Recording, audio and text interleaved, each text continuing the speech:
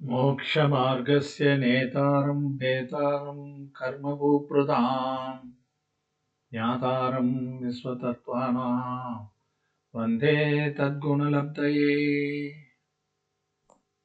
அனைவருக்கும் வணக்கம். சமய தரிசனம் நல்லறம் என்கின்ற யூடியூப் சேனல் மூலமாக நாம் சமண அறக்கருத்துக்களை பயின்று வருகிறோம். அருக பரமேஷ்டிகளுக்கு நமஸ்து சொல்கிறோம். முனிவரர்களுக்கும் நமது நமஸ்தை உருவாக்கி தத்துவார்த்த சூத்திரம் என்ற நூலிலே இருந்து ஆச்சாரிய ஸ்ரீ உமாசுவாமி அவர்கள் எடுத்துரைக்கின்ற ஆகம கருத்துக்களை சூத்திரங்கள் மூலமாக நாம் பயின்று வருகிறோம். அதிலே நாம் இரண்டாவது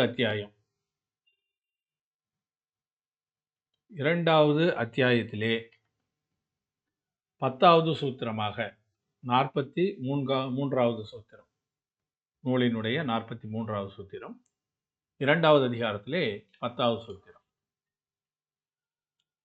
ஜீவன்களை பற்றி அவற்றின் தன்மைகளை பற்றி நமக்கு 9 சூத்திரங்களிலே நமக்கு விவரங்களை தெரிவித்து வந்த ஆச்சாரிய ஸ்ரீ 10வது காதையிலே மிக முக்கியமான ஜீவன்களுடைய மிக முக்கிய தன்மை ஒன்றினை கூறுகிறார்.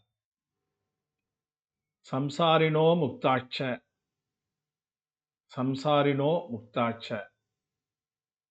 அதை நாம் பிரித்து பார்க்கும்போது சம்சாரினோ முக்தாட்ச, அதாவது உயிர்கள் அவற்றை பற்றி சொல்லும் பொழுது அவை என்ற அந்த வார்த்தையை தான் ச என்பது குறிக்கிறது. அந்த உயிர்கள் எனப்படுபவை. ஏன்னா அதை பற்றி தான் நம்ம இத்தனை சூத்திரங்களிலும் நாம் பயின்று வந்தோம். அந்த உயிர்கள் சம்சார உயிர், முக்த உயிர் என்று 2 வகைப்படும். அதான் சம்சாரினோ முக்தாட்ச என்று சொல்லுவோம். சம்சார உயிர் பிறவி உயிர், அதாவது மீண்டும் மீண்டும் பிறவி எடுத்துக்கொண்டிருக்கின்ற உயிர், அதை பிறவி உயிர் என்று நாம் கூறுகிறோம். அதே போல முக்த உயிர், முக்தி அடைந்த உயிர், அதை வீட்டு உயிர், வீடு பேறு அடைந்த உயிர் என்று நாம் கூறுகிறோம். அதனால் இந்த 2 வகை இருக்குது. ஒன்று பிறவியிலே உழன்று கொண்டிருக்கின்ற தன்மை உடையது பிறவி உயிர். அந்த பிறவிகளை கடந்து வீடு பேறு அடைந்துவிட்ட, மீண்டும் பிறவாத நிலையை அடைந்துவிட்ட உயிர் வீட்டு உயிர். பிறவி உயிர்தான் தன்னுடைய கர்மங்களை எல்லாம் அழித்த பிறகு வீட்டு உயிராக உயர்கிறது. அந்த 2 வகையாக இங்கு நம்ம கூறப்படுவதனை பார்க்கிறோம். நம்ம பிறவி உயிர் என்று சொல்லும் பொழுது கதிகள் 4 கதிகளாக இருக்கின்றன. ஒன்று தேவகதி, 2வது மனித கதி, 3வது விலங்கு கதி, 4வது நரக கதி. இந்த 4 கதிகளை பிறவி உயிர்கள் 4 கதிகளிலே உழன்று கொண்டே இருக்கின்றன, திரும்ப திரும்ப பிறந்து கொண்டிருக்கின்றன. இந்த பிறவியானது முடிவடைந்தவுடன், அதாவது அதை கட்டி இருக்கிற வினைகள் எல்லாம் க்ஷயமானவுடன், தீர்க்கப்பட்டவுடன், அழிக்கப்பட்டவுடன் அந்த உயிர் சித்தசீலாவை அடைகிறது. அதை முக்த உயிர் என்று நாம் கூறுகிறோம். அதனால பிறவி உயிர் என்றால் என்ன, முக்த உயிர் எங்கே இருக்கிறது என்கின்ற விவரங்களை நாம் அந்த படங்கள் மூலமாக தெரிந்து கொள்கிறோம். இதுல பிறவி உயிர் குறித்து தான் நம்ம அதிகமாக தெரிஞ்சுக்க வேண்டியிருக்கு. ஏன்னா முக்தி உயிர் அது முக்தி அடைஞ்சு போச்சு, அதுக்கப்புறம் அதனுடைய வேலை எதுவும் கிடையாது. அதை பற்றி நாம் அறிந்து கொள்ள வேண்டியது ஒரே விஷயம்தான், என் குணத்தை உடையது, மீண்டும் பிறவாதது, உலக உச்சியிலே இருப்பது, இவை போன்ற தன்மைகளை எல்லாம் நம் சித்த உயிருக்கு பார்த்திருக்கிறோம். அவையெல்லாம் சலனம் இல்லாத ஒரு இடத்தை அடைந்துவிட்ட நிலை. ஆனால் பிறவி உயிர் அப்படிப்பட்டதில்லை. அது அலைந்து கொண்டே இருக்கிறது பிறவிகளில். பிறவி உயிர் என்பது மீண்டும் மீண்டும் பிறவி எடுக்கின்ற உயிராகும். உயிர்தான் நிலையானது. பிறவியில் கிடைக்கும் உடல் நிலையற்றது. ஒவ்வொரு பிறவியிலையும் அந்த உயிர் ஒரு உடலை ஏற்கிறது. அந்த உடல் நிலையற்றது, ஆனால் உயிர் நிலையானது. அந்த உடலை விட்டு நீங்கிய பிறகும் அந்த உயிர் தான் இன்னொரு உடலை எடுத்துக்கொள்கிறது. அதுதான் எண்ணற்ற காலத்திற்கு அந்த உயிர் நிலைத்து நிற்கிறது. நம்ம என்னதான் இருந்தாலும் நம்முடைய உயிர் அடுத்த ஒரு பிறவி எடுத்துருச்சு, அதுக்கப்புறம் இன்னொரு பிறவி எடுக்குது. அப்போ அந்த உயிர் நம்மளுடையது. இந்த உடல் நம்முடையது இல்லை. அவ்வாறு பிறக்கும் உயிர் திரவியம், கேத்திரம், காலம், பவம், பாவம் என்ற 5 அடிப்படையில் அறியப்படுகிறது. இந்த இந்த 5 விஷயங்களை வைத்து பிறவி உயிர் எந்த தன்மையை கொண்டிருக்கிறது என்று நாம் அறிந்து கொள்ள நூல்கள் நமக்கு உதவி செய்கின்றன. இந்த 5 இருக்கிறது இல்லைங்களா? திரவிய, கஷேத்திர, கால, பவ, பாவ. இந்த 5 இருக்கிறதால அதை பஞ்ச பரிவர்த்தனை. பரிவர்த்தனைன்னா மாறுதல். ஒண்ணுலேருந்து இன்னொன்றுக்கு போறது, அதை விட்டு இன்னொருக்கு செல்றது, இப்படி திரும்ப திரும்ப பரிவர்த்தனை என்று சொல்லக்கூடியது அந்த மாற்றத்தை பஞ்ச பரிவர்த்தனை என்று நாம் கூறுகிறோம். மேருமந்த புராணத்திலே பரியட்டம் என்று சொல்வார் வாமனாச்சாரியார் பரிவர்த்தனை. அது இந்த பிறவி உயிரினுடைய தன்மை. பிறவியிலே இருக்கிற வரைக்கும் இந்த பஞ்ச பரிவர்த்தனையிலே அந்த உயிர் மாறி மாறி ஏற்றுக்கொள்கிறது.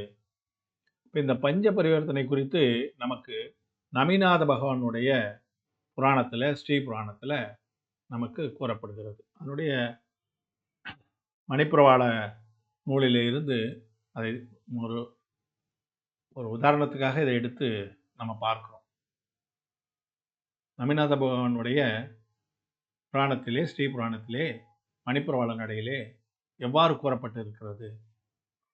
சம்சாரம் என்பது திரவிய, கஷேத்திர, கால, பவ, பாவங்கள் ஒன்று விட்டு ஒன்று கோடல். அது பிரகாரத்தது கிரமமும் அக்கிரமமும் என அவற்றுள் கிரம பரிவர்த்தனம் திரவியாதியால் 5 வகைப்படும். அவற்றுள் திரவிய பரிவர்த்தனம் பாதரமும் சூக்ஷமமும் என 2 வகைப்படும். அவற்றுள் பாதர பரிவர்த்தனம் என்பது வஸ்து போகோபபோக கரண வகையால் சர்வ புத்கலங்களையும் ஒரு ஜீவனே அனுபவித்தல். சூக்ஷ்மம் 2 வகைப்படும்.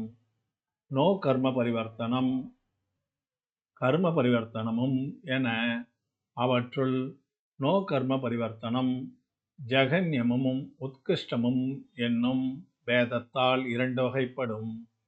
அவற்றுள் ஜகன்ய நோ கர்ம பரிவர்த்தனம் என்பது சூக்ஷ்ம ஏகேந்திரிய பர்யாப்தது ஜென்மாந்தரத்தது பிரதம சமயத்துள் ஸ்திதியாலும் அனுபாகத்தாலும் திரவிய சங்கியாலும் க்ஷேத்திரத்தாலும் வர்ணாதி விகாரங்களாலும் ஆகார காய அந்தக்கரண ஸ்பர்சனேந்திர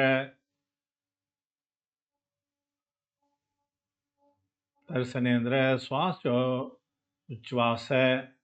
உச்சுவாசமாகிய நோ கர்ம வர்க்கணைகள் பந்தித்தன. மீட்டும் இப்பெற்றியாய அந்த வர்க்கணைகள் வந்து அந்த ஜீவன் கண் பந்தித்தலாகும். இந்த நடுவட்காலம் 3 வகைப்படும். அக்ரஹீதமும் மிஸ்ரகமும் கிரகீதமும் என அவை ஓரோ ஒன்று 4 காலப்படும். அவற்றுள் முதலாவது அக்ரஹீதம் மிஸ்ரகம் கிரகீதம் என, இரண்டாவது மிஸ்ரகம் அக்ரஹீதம் கிரகீதம் என, மூன்றாவது மிஸ்ரகம் கிரகீதம் அக்ரஹீதம் என, நாலாவது கிரகீதம் மிஸ்ரகம் அக்ரஹீதம் என. இப்போ நம்ம நமிநாத புராணத்தில் இருக்கிற அந்த மணிப்பிரவாள நடையில் இருக்கிறத நான் படித்தேன். அந்த நூலில் இன்னும் பல விதமான பரிவர்த்தனைகளை குறித்து தொடர்ச்சியாக வருகின்றன. நம்ம எதற்காக இதை நம்ம பார்க்குறோன்னா, ஸ்ரீபுராணம் என்பது ஒரு பிரதமான யோக கதை நூல் போல நம்ம நினைப்பது, அதை மீறிய எல்லா விதமான ஆகம கருத்துக்களும் ஆங்காங்கு ஒவ்வொரு தீர்த்தங்கரர் அவருடைய வாழ்க்கை வரலாற்றின் போது கூறப்படுகிறது. அதை அறிந்து கொள்ள வேண்டும் என்பதற்காகத்தான் இதனுடைய விளக்கமாகத்தான் நம்ம பார்க்க போகிறோம். அந்த விளக்கத்தை பார்த்தா இது கொஞ்சம் புரிஞ்சிடும். இருந்தாலும் நூல்கள் இருப்பவர்கள் இதை கொஞ்சம் நமிநாத புராணத்திலிருந்து எடுத்து பார்க்கலாம். ஸ்ரீபுராணம் 406வது பக்கம் என்பது இதிலே தெரியும். 405, 406 இது இருக்குது. ஒரு தகவலுக்காகத்தான் இதை நம்ம சொன்னோம். நம்ம என்ன பரிவர்த்தனம் என்றால் என்ன, பஞ்ச பரிவர்த்தனம் என்ன என்றால் என்ன என்பதை நம்ம இப்போ விளக்கமாக பார்க்கலாம். இதனுடைய முக்கிய கருத்துக்கள், இதில் இருக்கிற முக்கிய கருத்துக்கள் என்னன்னா, பிறவி என்பது உயிர் திரவிய கஷேத்திர கால பவ பாவ பரிவர்த்தனைகளில் மாறி மாறி உழவதாகும். அது இரு வகைப்படும். அவை கிரமம், அக்கிரமம், அதாவது வரிசை கிரமமாக நடப்பது. ஒன்று விட்டு ஒன்று அப்படியே வரிசையா நடந்துகிட்டே இருந்தா அந்த மாற்றம், அது கிரமம். அவ்வாறு மாற்றமானது வரிசையாக நடக்காமல் அதனுடைய இயல்பு மாறி மாறி ஒரு இடத்துல இருந்து இன்னொரு இடத்துக்கு தாவி, அங்கிருந்து இன்னொரு இடத்துக்கு தாவி, ஒரு முறையற்ற முறையிலே அந்த மாறுதல், அந்த பிறவி மாறி மாறி பிறந்தால் அக்கிரமம், வரிசையற்ற முறை என்று. கிரமம் என்றால் வரிசையாக நிகழ்வது, அதற்கு ஆப்போசிட் அக்கிரமம். திரவிய பரிவர்த்தனை பாதரம். பாதரம் என்றால் பரு, ஸ்தூலம் என்று கூட சொல்வார்கள். பருனா தடிமனாக இருப்பது, கண்ணுக்கு தெரிவது, கண்ணுக்கு தெரிகிற பொருளாக இருப்பது பரு. சூக்ஷமம். சூக்ஷமம் என்பது நுண்ணியது, அது கண்ணுக்கு தெரியாது. அதனால் அந்த திரவிய பரிவர்த்தனை 2 வகைப்படும். ஒன்று கண்ணுக்கு தெரிகின்ற மாற்றங்கள், கண்ணுக்கு தெரியாத ஆனால் மாறிக்கொண்டே இருக்கும், அது சூக்ஷமம். அதனால் பாதரம் சூக்ஷமம் என்று 2 வகை. பாதர திரவிய பரிவர்த்தனை என்பது, திரவியம் என்றாலே பொருள் என்று அர்த்தம். பொருள்னா ஒரு திங் என்று சொல்கிறோம் இல்லைங்களா ஆங்கிலத்தில். ஒரு ஆப்ஜெக்ட், ஒரு திங், அந்த மாதிரி தெரிந்து கொள்வதற்காகத்தான் அப்படி சொல்கிறோம். அது திரவியம் என்று சொல்லலாம். அது ஒரு ஜீவன் அனைத்து பொருள்களையும் போக உபபோக செயல்களால் அனுபவம் கொள்வதாகும். இப்போ எவ்வளவோ பொருள்களை, நம்ம கண்ணுக்கு தெரிந்த பொருள்களை நம்ம தினமும் நம்முடைய ஜீவன் அனுபவம் செய்கிறது, நம்முடைய உயிர் உபயோகப்படுத்தி கொள்கிறது. சேரில் உட்காடுறோம், எழுந்திரிச்சு போகிறோம், உணவு சாப்பிட்றோம், ஏதாவது ஒரு பானம் அதனை பருகுகிறோம், இன்னும் சுகபோகங்களை எல்லாம் கூட போக உபபோக பொருள்கள்னு நம்ம ஏற்கனவே பார்த்துருக்கோம். அது போன்ற பல பொருள்களையும் அனுபவித்துக் கொள்கிறது. அவ்வாறு அனுபவிப்பது கண்ணுக்கு தெரிகின்ற பொருள்களாக இருக்கின்றன. அவற்றினை பாதர திரவிய பரிவர்த்தனை என்று சொல்வார்கள். அது நமக்கு எல்லாருக்கும் தெரிஞ்சது தான். ஆனால் சூக்ஷ்ம திரவ பரிவர்த்தனை என்று சொல்வது கண்ணால் காண முடியாத நுண்ணிய புற்கள வருகணைகளை அனுபவம் கொள்வது. நாம் உயிரிலே பிறவி உயிராக இருக்கிறோம். நம்ம அனுபவிக்கின்றது கண்ணுக்கு தெரிஞ்ச பொருளை அனுபவிப்பது தான் நமக்கு தெரியுது. ஆனால் கண்ணுக்கு தெரியாத புற்கள வர்க்கணைகளை ஜீவன் அனுபவிக்கிறது. அதுதான் மாறி மாறி அனுபவித்துக் கொள்கிறது. ஒரே அனுபவமாக இருக்காது. எப்படி பொருள்களையும் மாறி மாறி நம்ம அனுபவிக்கிறோமோ அது போல அந்த புற்கள வர்க்கணைகளை அனுபவம் கொள்வது சூக்ஷ்ம திரவ பரிவர்த்தனை ஆகும். அந்த சூக்ஷ்ம திரவ பரிவர்த்தனையை பற்றி தான் நம்ம விளக்கம் பார்க்கணும். மீண்டும் ஒரு முறை பார்த்தோம்னா, பிறவி உயிர்கள் 5 வகையான மாற்றங்களில் உழல்கின்றன நம்ம பார்த்துட்டோம். ஒன்று திரவிய பரிவர்த்தனை. திரவியம் என்று சொன்னால் பொருள், நம்ம பார்த்துட்டோம் விளக்கம். க்ஷேத்திர பரிவர்த்தனை. க்ஷேத்திரம் என்றால் இடம். ஒரு இடத்தில் பிறக்கிறது, இன்னொரு இடத்துல போய் மறுபடியும் பிறக்கிறது, வெவ்வேறு இடங்களில் பிறக்கிறது. அவ்வாறு வெவ்வேறு இடங்களில் பிறக்கிறத க்ஷேத்திர பரிவர்த்தனை என்று சொல்கிறோம். க்ஷேத்திரம் என்றால் இடம். கால பரிவர்த்தனை. பல காலம் இந்த உயிர் இறந்துட்ட பிறகு இன்னொரு காலத்தில் போய் பிறக்குது, பல காலங்களில் பிறந்து வருகிறது, அதை கால பரிவர்த்தனை என்று சொல்கிறோம். பவம். பவம் என்றால் 4 பவங்கள் நம்ம பார்த்தோம். தேவ, மனித, விலங்கு, நரக கதிகள் இருக்கின்றன. அவை பவம் என்று கூறப்படும், பிறவி என்று கூறப்படும். அந்த பவ பரிவர்த்தனையில் மீண்டும் மீண்டும் பிறக்கிறது.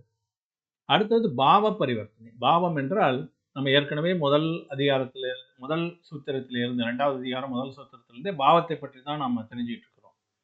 பலவிதமான பாவங்கள், எண்ணங்கள், எண்ண ஓட்டங்கள், அதுதான் உயிரை மேன்மைப்படுத்துகிறது அல்லது அதனை கீழ்மைப்படுத்துகிறது. அந்த பாவம் என்பது தான். அந்த பாவம் எப்படி ஒரு உயிரை அடைகிறது, அது எப்படி மாற்றத்தை தருகிறது, அந்த உயிர் எப்படி அந்த பாவங்களை எல்லாம் பரிவர்த்தனை செய்து கொள்கிறது என்பதை சொல்வது பாவ பரிவர்த்தனை. இவற்றையெல்லாம் நம்ம கொஞ்சம் விளக்கமாக பார்க்க வேண்டியிருக்கிறது. ஏன்னா இது மிகச்சிறிய சூத்திரமாக இருந்தாலும் கூட இதனுடைய கருத்துகள் மிக விரிவாக நமக்கு உரை நூல்களிலே கொடுக்கப்பட்டிருக்கின்றன. அவற்றை நாம் அறிந்து கொள்ள வேண்டியதும் மிக அவசியம். இதில் முதல் பரிவர்த்தனை திரவிய பரிவர்த்தனை. அந்த திரவிய பரிவர்த்தனை 2 வகைப்படுகிறது. ஒன்று நோ கரும திரவிய பரிவர்த்தனை, 2வது கரும திரவிய பரிவர்த்தனை. அதாவது திரவியம் என்பது எதை முக்கியமாக இங்கே குறிக்கிறது என்று சொன்னால், இந்த அண்டம் முழுவதுமாக ஆகாய பிரதேசத்தில் நாம் வசிக்கின்ற எல்லா பகுதிகளிலும் அடிப்படை அந்த அணுக்கள் இருக்கின்றன. பரமாணு என்று சொல்வார்கள். அந்த பரமாணுக்கள் ஒன்றோடு ஒன்று கூடி அவை மூலக்கூறு என்று சயின்ஸ்ல நம்ம சொல்றோம். அதை வர்க்கணை என்று இங்கு நமக்கு ஆகம கருத்திலே குறிப்பிடுகிறார். அவை புற்கள வர்க்கணைகள். அவையெல்லாம் புற்களம் தான், கண்ணுக்கு தெரியவில்லை என்று சொன்னாலும் அவையெல்லாம் ஜட பொருள்கள், புற்கள வர்க்கணைகள் என்று சொல்வார்கள். அதாவது பரமாணு என்பது ஒரே ஒரு அணு, மீண்டும் பிரிக்க முடியாதது. சயின்ஸ்ல வர மாதிரி தான். ஆனால் அந்த பரமாணுக்கள் பல தேவைக்கு ஏற்ப ஒன்று கூடி வர்க்கணைகளை உண்டாக்குகின்றன. அந்த வர்க்கணைகளை இந்த ஜீவன் கிரகித்துக் கொள்கிறது, வெளியே விடுகிறது. அந்த மாதிரி செயல்கள் தொடர்ந்து நடைபெற்று கொண்டே இருக்கின்றன. கிரகித்தல் என்று சொன்னால் தெரியும், ஏற்றுக்கொள்ளுது. அவ்வாறு அந்த மாதிரி ஏற்றுக்கொள்ளக்கூடிய அந்த புற்கள பரம அணுக்கள் ரெண்டு வகையாக இருக்கின்றன. நோக்கர்ம புற்கள வர்க்கணைகள், கரும புற்கள வர்க்கணைகள். அதுதான் இந்த இடத்துல ரெண்டா பிரித்து சொல்றாங்க. திரவிய பரிவர்த்தனை என்பது என்னன்னா, அந்த புற்கள வர்க்கணைகளை ஏற்றுக்கொள்ளுதல், வெளியே விடுதல், மீண்டும் ஏற்றல், இது போன்று தொடர்ச்சியாக நடைபெறுகின்ற அந்த மாற்றங்களைத்தான் திரவிய பரிவர்த்தனை என்று சொல்கிறோம். அது நோகரும கரும என்று இரண்டு வகையாக கூறப்படுகிறது. இதுல நோகரும பரிவர்த்தனை என்பது என்ன, அதை நம்ம பார்ப்போம். ஒரு உயிர் உடலை ஏற்கும் போது 3 வகை உடல்களையும் 6 வித பரியாப்திகளையும் உண்டாக்கி கொள்கிறது. நம்ம ஏற்கனவே பார்த்திருக்கிறோம். உடல் 5 வகைப்படுது. 5 வகையா நம்ம சரீரத்தை பிரிக்கிறார். ஔதாரிக சரீரம் என்று சொன்னால் நாம வச்சிட்டு இருக்க இந்த பரு உடல், விலங்குகளுக்கு இருப்பது, செடி கொடி, இது எல்லாமே பரு உடல், அது ஔதாரிக சரீரம். அதற்கடுத்தது வைக்கிரக சரீரம், 2வது ஐட்டம். அது நரகர்களுக்கும் தேவர்களுக்கும் இருப்பது, அதாவது நினைத்த மாதிரி உருவத்தை மாற்றிக்கொள்ளக்கூடிய அந்த பண்பினை உடையது வைக்கிரக சரீரம். அடுத்து 3வதாக இருக்கக்கூடியது ஆகாரக சரீரம். ஆகாரக சரீரம் என்பது முனிவர்களுக்கு 6ஆம் குணஸ்தானத்திலே உண்டாகக்கூடிய சரீரம். அதை விளக்கம் நம்ம பார்த்தோம். அது நம்ம இப்ப இந்த இடத்துல தேவைப்படுவதில்லை. அதற்கடுத்து தைஜச சரீரம். ஒவ்வொரு உயிரோடும் கர்ம வர்க்கணைகள் சேரும்போது அதற்கு ஒரு ஒளி அந்த உடலிலேயே சேர்ந்து விடுகிறது. அது தைஜசம். கார்மணம், நம்முடைய கர்மங்கள், அவை ஒரு உடலாக கார்மண உடலாக ஆகின்றன. எப்ப ஒரு இடத்துல ஒரு உயிர் ஒரு உடலை விட்டு இன்னொரு உடலுக்கு செல்கிறதோ அப்போது கர்மங்களை தன்னோடு சுமந்து செல்கிறது. அது கார்மண உடல் என்று அழைக்கப்படும்.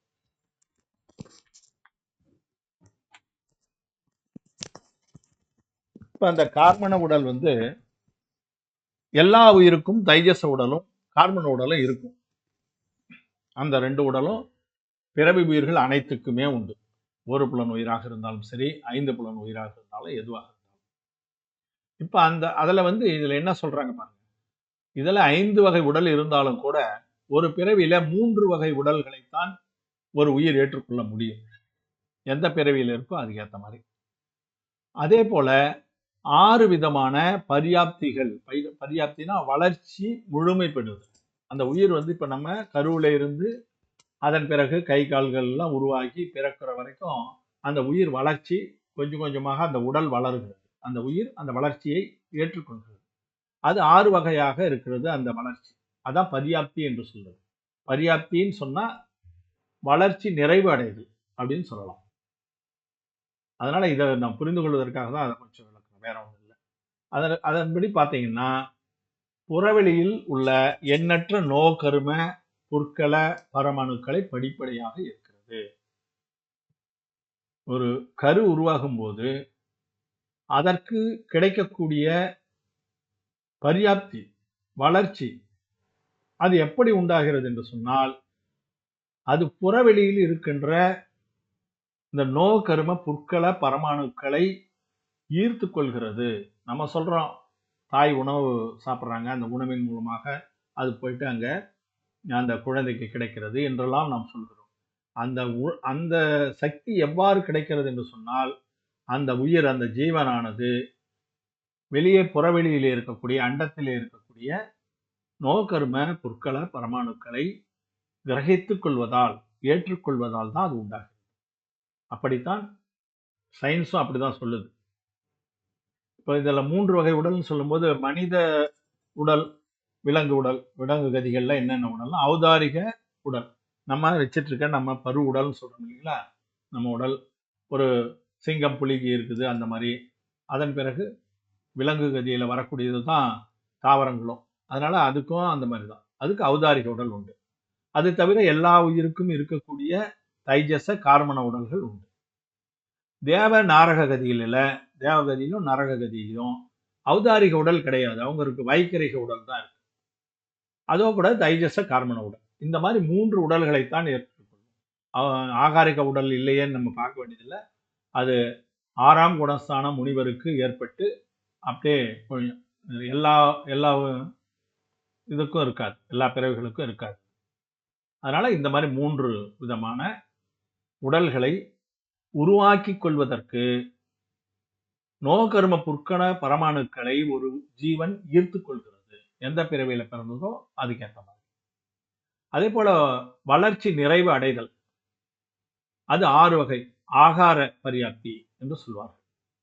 ஆகார பரியாப்தினா இந்த மாதிரி புற்கள அணுக்களை ஜீவன் எடுத்துக்குது இல்லை, அதுதான் அதுக்கு ஆகாரம். அந்த ஆகாரம் முழுமையாக எடுத்துக்கொள்ளுதல். அடுத்தது சரீரம். சரீரம் என்றால் எல்லா அங்கங்களும் உப அங்கங்களும் நிறைவு பெறுவது, அது சரீர பரியாப்தி.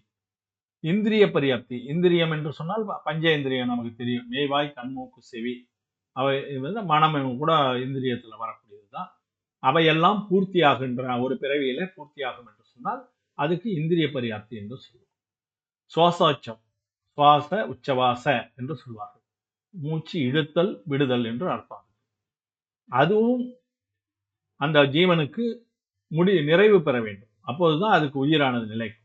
அதே போல பாஷா, பாஷா என்பது மொழி, பேச்சு, பேச்சு நிறைவு பெற வேண்டும், அந்த ஆற்றல் வர வேண்டும். மனம், மனமும் அது போல பரியாப்தி தான். அதனால ஆகார, சரீர, இந்திரிய, சுவாசோச்ச, பாஷா, மன, இத்தனை பரியாப்திகள் இருக்கின்றன. இது எல்லா உயிருக்கும் இது கிடைக்குதான்னா கிடையாது. இந்திரியம்னா பஞ்சேந்திரியம் எல்லாத்துக்குமே கிடைக்குதா? இல்ல. ஒரு புலன் உயிருக்கு, 2 புலன் உயிருக்கு, அதுக்கேற்ற இந்திரியம் மட்டும் இருக்கும். ஆனா சோச்ச உச்சவாசம் எல்லா உயிருக்கும் இருக்கும். பாஷா, மொழி என்பது மொழி பேசுகின்ற அந்த உணர்வு உள்ள உயிர்களுக்கு மட்டும்தான் இருக்கும். அதே போல மனம் என்பது மனம் உள்ள உயிர்களுக்கு மட்டும்தான் இருக்கும். இருந்தாலும் இந்த 6 விஷயங்களும் ஒரு பொதுவாக பரியாப்திகள் என்று கூறப்படும். தேவைப்பட அந்தந்த பிறவிக்கு அந்தந்த உயிர் எதை எடுத்துக்கொள்கிறதோ, எந்த கதியை மேற்கொள்கிறதோ அதுக்கேற்ற பரியாப்திகள் நிகழும். 6 முழுமையானது, அதுல அந்தந்த பிறவிகளுக்கு ஏற்ற மாதிரி குறைவு இருக்கலாம். அதனால இந்த 3 வகையான உடல்களையும் 6 வித பரியாப்திகளையும் உண்டாக்கி கொள்கிறது ஒரு ஜீவன் பிறக்கும் பொழுது. அவ்வாறு பிறக்கும் பொழுது என்ன செய்யுதுன்னு பாருங்க, அந்த பரிவர்த்தனை எவ்வாறு நடைபெறுது விளக்கம் கொடுக்குறாங்க. ஒரு ஜீவன் ஒரு சமயத்தில் 3 உடல்கள் மற்றும் 6 பரியாப்திகளை பெறுவதற்கு தகுதியான புற்களங்களைனா இங்க புற்கள வர்க்கணைகளை ஈர்த்து கொள்கிறது, எடுத்துக்கொள்கிறது, கிரகித்துக் கொள்கிறதுன்னு வடமொழியில சொல்லுவாங்க, கிரகித்துக் கொள்கிறது. இவை ஜீவனின் ஸ்னிக்த, ருக்ஷ, நிறம், மனம் முதலியவற்றின் தன்மைக்கு ஏற்ப ஜீவனுடன் பந்தமாகின்றன. ஜீவனோட இது எப்படி ஒட்டும்னா, அது புற்களம் என்பது அந்த பரமாணு புற்களம், அது ஜீவன் கிடையாது, ஆனால் ஜீவனோடு ஒட்டுது. அந்த ஒட்டுவதற்கு என்ன அடிப்படைனா, ஸ்னிக்த வழவழப்பும் சொரசொரப்பும் இருக்கணும். 2 அணு இருக்குன்னு வச்சுங்களேன், பரமாணு 2 எப்போ ஒன்னா கூடும்னா, வழவழப்பான 2 அணு ஒன்னா சேராது, வழுக்கிட்டு போயிடும். அதே போல சொரசொரப்பான 2 அணு ஒன்னா சேராது, அதுக்கும் இடம் இல்லை, ஒன்றை ஒன்று தவிர்த்து விடும். ஆனால் ஒரு அணு வழவழப்பாகவும் மற்றொரு அணு சுரசுரப்பாகவும் இருக்கும்போது அது ரெண்டும் ஒன்றாக சேருகிறது. அதுதான் வர்க்கணை என்று கூறப்படுகிறது. அதுதான் ஸ்னிக்த ருக்ஷ என்று சொல்றோம். ஸ்னிக்தனா வழவழப்பு, ருக்ஷனா சுரசுரம். நிறம் மனம்லாம் எதுக்கு சொல்றோம்னா அது புற்களங்கள், அதற்கு நிறமும் உண்டு மனமும் உண்டு. அதெல்லாம் சேர்ந்து அந்த புற்களங்களை ஈற்றுக்கொள்கிறது. ஒரு ஜீவன் தன்னுடைய உடலை உருவாக்கி கொள்வதற்கு அவற்றையெல்லாம் அந்த புற்களங்களை எல்லாம் ஈர்த்து கொள்கிறது. ஆகாய பிரதேசத்திலிருந்து ஈர்த்து கொள்கிறது. அவ்வாறு ஈர்த்து கொண்ட விட்டால் அதை அப்படியே வச்சிருக்காங்க. ஒரு சமய நேரம் தான். சமயம்ன்றத பத்தி நம்ம ஏற்கனவே பார்த்துருக்கோம். மிக குறைந்தது சமயம் என்று சொல்வார்கள். ஒரு அணு பரமாணு ஒரு இடத்திலிருந்து இன்னொரு இடத்துக்கு மெதுவாக செல்லும் பொழுது ஏற்படுகின்ற டைம்.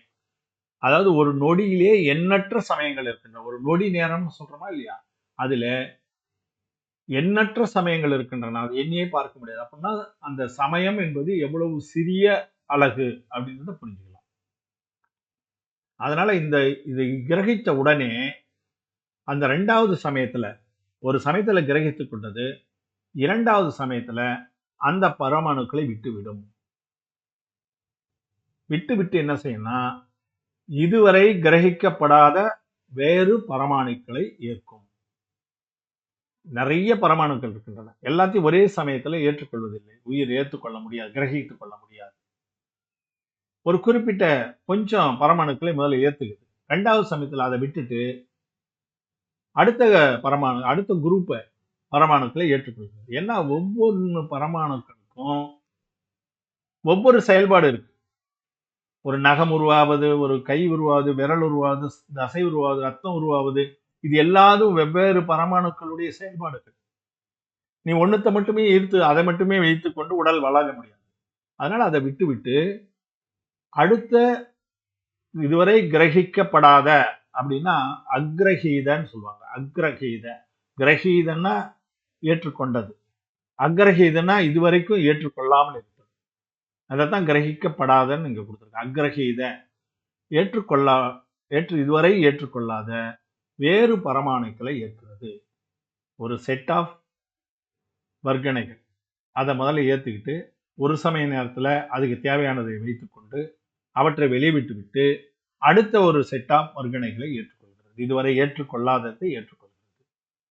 இப்படியே திரும்பி சொல்லும்போது சில வர்க்கணைகள் எப்படி இருக்கும்னா வந்து சேரும்போது அதுல சில பரமாணுக்கள் ஏற்கனவே ஏற்றுக்கொண்டதா இருக்கும், சில பரமாணுக்கள் இதுவரை ஏற்றுக்கொள்ளாததா இருக்கும். அதெல்லாம் ஒன்னா சேர்ந்து கூட ஒரு சமயத்துல உள்ள வந்துடும், ஜீவனுக்கு வந்து சேர்ந்துடும். அதை என்ன சொல்வதுன்னா கலப்பு பரமாணுக்கள், மிஸ்ர என்று சொல்லுவாங்க. மிஸ்ர பரமாணு 3 வகையாக நம்ம பரமாணுக்களை தெரிந்து கொள்ளலாம். ஏற்றுக்கொள்ளப்பட்டது, அதுவரை ஏற்றுக்கொள்ளப்படாதது, இரண்டும் கலந்தது. இந்த மாதிரி 3 வகையான பரமாணுக்களை அந்த ஒவ்வொரு சமயத்திலும் ஏத்துக்குது, விட்டு விடுது, மறுபடியும் ஏத்துக்குது, மறுபடியும் விட்டு விடுது. தன்னுடைய வளர்ச்சிக்கு அப்படி தேவையான பரமாணுக்களை ஏற்றுக்கொண்டு கிரகித்து மறுபடியும் வெளியே விட்டுடுது. அந்த மாதிரி திரும்ப செய்து கொள்கிறது. அதுதான் ஏற்றுக்கொள்ளப்பட்ட பரமாணுக்களை வந்து கிரகீத அப்படின்னு சொல்லுவோம். இதுவரை ஏற்றுக்கொள்ளப்படாமல் இருக்கின்றதை இப்போதான் ஏத்துக்குதுன்னா அது அக்ரஹீத. இந்த 2 கலந்து இருக்கிறத மிஸ்ர. நம்ம அந்த ஸ்ரீ புராணத்துல படிக்கும்போது இந்த வார்த்தைகள் வந்து இருக்கும், அதை தெரிந்து கொள்வதற்காக தான். அந்த மாதிரி திரும்ப இந்த பரமாணுக்களை ஏற்றுக்கொள்வதும் விடுவதும் அடுத்தடுத்து நிகழ்ந்து கொண்டே இருக்கிறது. அப்படி இந்த ஆகாய பிரதேசத்தில் இருக்கின்ற எல்லா பரமாணுக்களையும் ஏற்று விட்டு இதுவரைக்கும் ஏற்காத பரமாணு எதுவுமே இல்லைன்ற நிலைமை வருகின்ற வரை தொடர்ந்து இது நடந்து கொண்டே இருக்கிறது. இவை எல்லாம் ஏற்றுக்கொள்ளப்பட்ட பிறகு முதல்ல ஏத்துக்கின அந்த அணுவை ஏற்பதற்கு அந்த ஜீவன் தயாராகிறது. இது ஒரு சுற்று வந்து விட்டது. எல்லா பரமாணுக்களையும் ஏற்று ஒரு சுற்றை முடித்து விட்டது. இதை நோ கர்ம திரவிய பரிவர்த்தனை என்று கூறுகிறோம். இந்த ஒரு சுற்ற பரிவர்த்தனையை நோ கர்ம பரிவர்த்தனை, ஒன்று, இதுவரைக்கும் ஒன்றுதான் இருக்கு. அதை நாம் தெரிந்து கொள்கிறோம். அதற்கு அடுத்தது கர்ம பரிவர்த்தனை. அங்க நோ கர்மத்தை பார்த்தோம், இங்க கர்மம். கர்மம் நம்ம பார்த்தது தான். 8 வகையான வினைகள் இருக்கின்றன. அதுதான் நம்ம கர்மம் எடுக்கும். ஞானாவரணம், தர்ஷனாவரணம், மோகனியம், மந்திராயம், வேதனியம், ஆயுள், நாமம் மற்றும் கோத்திரம். இந்த 8 வகையாக வினைகள் இருக்கின்றன. அந்தந்த வினைகள் உண்டாவதற்கு என்று தகுதி உள்ள பரமாணுக்கள் அண்டத்திலே இருக்கின்றன. ஞானாவரண கர்மத்தை எடுத்துக்கொள்ளணும்னா அதுக்குன்னு ஒரு குறிப்பிட்ட பரமாணுக்களை அது எடுத்துக்கொள்கிறது. அந்த அணுக்கள் வந்து சேருகிறது அந்த ஜீவனோடு. அதே போல ஒவ்வொரு வினைக்கும் அந்த பரமாணுக்கள் வந்து சேர்ந்து கொண்டே இருக்கும். முதல்ல கொஞ்சம் கிரகித்துக் கொள்கிறது ஞானாவரணத்துல அப்படின்னு சொன்னா, அது ஒரு ஆவலி நேரம் அதோட அந்த இடத்துல இருக்கும், அந்த ஜீவனோடு இருக்கும். அந்த ஆவலி கழிஞ்சு ஒரு சமயம் போன உடனே, ஒரு சமயம் அதிகமுள்ள ஆவலி காலத்திற்கு அது வரைக்கும் இருக்கும். அங்க என்ன பார்த்தோம், ஒவ்வொரு சமயத்திலையும் விட்டு வெளியே செய்து நோக்கர்மத்துல பார்த்தோம். இங்க ஆவலி ஆவலி என்று சொன்னால் அது ஒரு நொடி நேரத்தை குறிப்பதாக நூல்களிலே குறிப்பிடுகிறார்கள். ஒரு நொடி, நம்ம ஒரு செகண்ட்னு சொல்றோம்ல, அது அவ்வளோ நேரம் அது வச்சிருந்து அதன் பிறகு ஏற்கனவே அந்த கிரகிதம் செய்து கொண்ட வினை பரமாணுக்களை, கர்ம பரமாணுக்களை வெளியே விட்டுவிட்டு இதுவரை அனுபவிக்காத அக்ரஹீத அந்த பரமாணுக்களை ஏற்றுக்கொள்கிறது. அதன் பிறகு இன்னொரு சமயத்துல ரெண்டும் கலந்த பரமாணுக்களை ஏற்றுக்கொள்கிறது, விடுகிறது. இவ்வாறு ஏற்றுக்கொண்டு விட்டு இந்த 8 வகையான வினைகளுக்கு உரிய பரமாணுக்களை எல்லாவற்றையும் தொடர்ந்து ஏற்று அனைத்து புற்களங்களையும் அனுபவித்து விட்டு ஒரு சுழற்சியை முடிக்கும் ஒரு ஜீவன். இது கர்ம திரவிய பரிவர்த்தனை என்று கூறப்படும். நோகர்மம், கர்மம் ரெண்டுத்தையும் தெரிஞ்சுக்கணும். அது உடல் உருவாவதற்கு காரணமாக இருப்பதை நோகர்ம திரவிய பரிவர்த்தனை என்றும், வினைகள் உருவாவதற்கு காரணமாக இருப்பதை கர்ம திரவிய பரிவர்த்தனை என்றும் ரெண்டாக பிரித்து திரவிய பரிவர்த்தனை கூறப்படுவதை பார்க்கிறோம். இவ்வாறு ஜீவன் வரம்பற்ற நோகர்ம மற்றும் கர்ம பொருட்களை ஏற்கிறது, விடுகிறது. ஜீவன் துய்க்காத பொற்களம், சுற்றாத இடம், துய்க்காத சுவை, இன்ப துன்பம் ஏதும் இல்லை. இதுவே திரவிய பரிவர்த்தனை என்று நமக்கு நூல்கள் விளக்கம் கூறுகின்றன. பஞ்ச பரிவர்த்தனையில நம்ம இப்ப திரவிய பரிவர்த்தனையை பற்றி பார்த்திருக்கிறோம். மீதி இருக்கிறதையும் நம்ம பார்க்கணும். இது கொஞ்சம் விரிவான ஒரு சூத்திரம், வந்து ஒரே வார்த்தையிலே இருந்தாலும் கூட அதனுடைய விளக்கம் வந்து நிறைய நூல்களிலே விரிவாக கூறப்பட்டிருக்கின்றன. அவற்றையும் நாம் அறிந்து கொள்ளலாம். இதுவரை பொறுமையாக இந்த பதிவினை பார்த்தமைக்கு மிகவும் நன்றி. இதுல வந்து கொஞ்சம் நான் சொல்வதிலே போதுமான அளவுக்கு தகவல் இருக்காது. நூல்களிலே நீங்கள் பார்த்தால் கூட பெரிய சர்வார்த்த சித்தி நூலிலே மற்றும் உரை நூல்களிலே விளக்கம் இருக்கிறது. அதுபோல ஸ்ரீபுராணத்திலே அந்த கூறப்படுகிற நவீனாதர் புராணத்துடைய இதையும் நீங்க படிச்சு பார்த்தீங்கன்னா இப்போதும் கொஞ்சம் ஓரளவுக்கு நமக்கு புரிகின்ற அளவுக்கு இருக்கும்னு நினைக்கிறேன். முடிந்தவரை இதனை சரியாக சொல்வதற்கு முயற்சி செய்கிறேன். இதில் ஏதாவது மாறுதல்களோ அல்லது கேள்விகளோ இருக்குமானால் தயவுசெய்து நீங்கள் அணுகலாம். ஃபோன் நம்பர் கூட தெரிஞ்சிருக்கும் எல்லாருக்கும். ஒரு சொன்னீங்கன்னா இந்த பதிவினை மேம்படுத்துவதற்கு அது உதவும் என்ற ஒரு வேண்டுகோளை உங்கள் முன்னால் வைத்து உங்கள் அனைவருக்கும் நன்றியை தெரிவித்துக் கொள்கிறேன். அடுத்த பதிவிலே நாம் சந்திக்கலாம். ஜெய் ஜினேந்திரா.